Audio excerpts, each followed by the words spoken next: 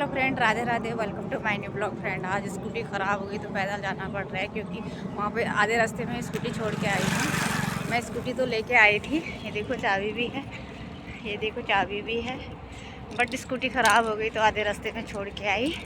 तो मीठी को पैदल पैदल पैदल लेगी, सांस फूल रहा है क्योंकि आदत नहीं है पैदल जाने की।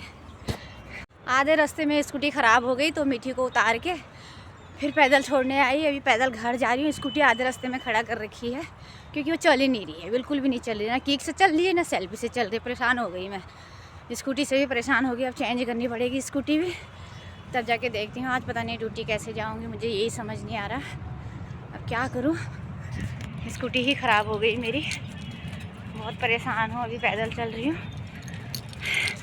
क्योंकि मीठी का स्कूल थोड़ा दूर पड़ता है, खेतों के रास्ते जाना पड़ता है। शॉर्टकट जाती हूँ, ऐसे रोड तो है बट हम शॉर्टकट खेतों के रास्ते जाते हैं तो नज़दीक पड़ता है, तो इसलिए मैं खेतों के रास्ते गई। अब छोड़ के आ गई हूँ। अब स्कूटी खड़ी है वहाँ पे, पता नहीं अब कैसे घर ले जाऊँगी, यही समझ नहीं आता है। किससे बोलूँगी स्टार्ट करने के लिए, मेरी बस की तो है ही नहीं। मैं तो स्टार्ट कर ही नहीं पा रही हूँ उसको, इतनी ताकत लग रही है उसको स्टार्ट करने में, मेरे सांस फूल जा रही है तो मैं स्टार्ट नहीं कर पा रही हूँ।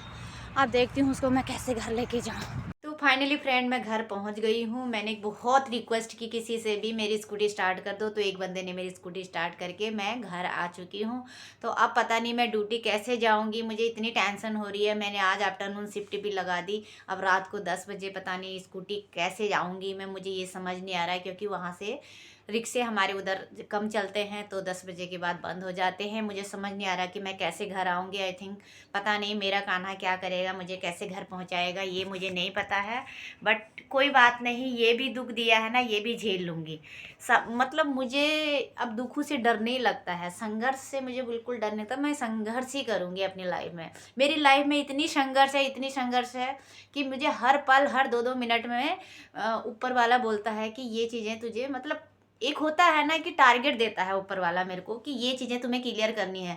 तो मुझे हर चीज़ें क्लियर कर करके मैं इतनी दूर चली गई हूँ, इतनी दूर चली गई हूँ। मैं कब से क्लियर कर रही हूँ, मुझे इतने साल हो गए हैं, 10-12 साल हो गए कि मेरे लाइफ में इतनी परेशानियाँ हो रही हैं, इतनी परेशानियाँ आती हैं। मैं उन सब दुखों को दूर कर करके अपने आगे बढ़ती जाती हूँ। तो मुझे कोई फ़र्क नहीं पड़ता है, जो होगा देखा जाएगा, जैसा होगा देखा जाएगा। मुझे रास्ते में खड़ा रहना पड़ेगा तो मैं रास्ते में भी खड़ी रह जाऊंगी, और मुझे वहीं पे खड़ा रहना पड़ेगा तो मैं रात भर वहीं खड़ी रह जाऊंगी। बट मैं संघर्ष ही करूंगी। किसी के सामने भीख मांगने से कुछ नहीं होता है। अपना ही मतलब अपने आप पे डिपेंड करके मैं संघर्ष करके मैं झेल लूँगी सब कुछ में, क्योंकि इतना सारा दुख मैंने झेल लिया तो ये तो नॉर्मल सी बात है। स्कूटी ख़राब हो गई तो आ जाऊँगी, पैदल आ जाऊँगी, पैदल चली जाऊंगी, पैदल आ जाऊंगी। जो मेरे साथ होने वाला होगा ऊपर वाला देख लेगा, और क्योंकि होनी को कोई टाल नहीं सकता है। और वही मुझे ये होता है, ऊपर वाले पे भरोसा है, मेरा साथ देगा ऊपर वाला, क्योंकि आज तक मेरा साथ दिया है तो अब भी देगा। तो कोई टेंशन नहीं है मुझे। और मैं जाऊंगी ड्यूटी, आफ्टरनून 10 बजे आऊँगी, मिल जाएगा कन्वेंस तो आ जाऊंगी घर, नहीं तो पैदल चल के आऊँगी, कोई टेंशन नहीं है। क्योंकि पता नहीं अचानक स्कूटी इतना बना दिया, अब सही नहीं हो रही। अब नई स्कूटी लेने के लिए भी पैसा चाहिए होते हैं, तो बट आई थिंक मेरे पास इतना अरेंजमेंट नहीं है कि मैं नई स्कूटी जल्दी से ले लूँ। तो देखती हूँ आज क्या होता है। तो आज का ब्लॉग मैं यहीं पे ख़त्म करती हूँ। नेक्स्ट ब्लॉग में कल मैं बताऊँगी आपको मैं कैसे कैसे आई। आप ज़रूर मेरे साथ बने रहें।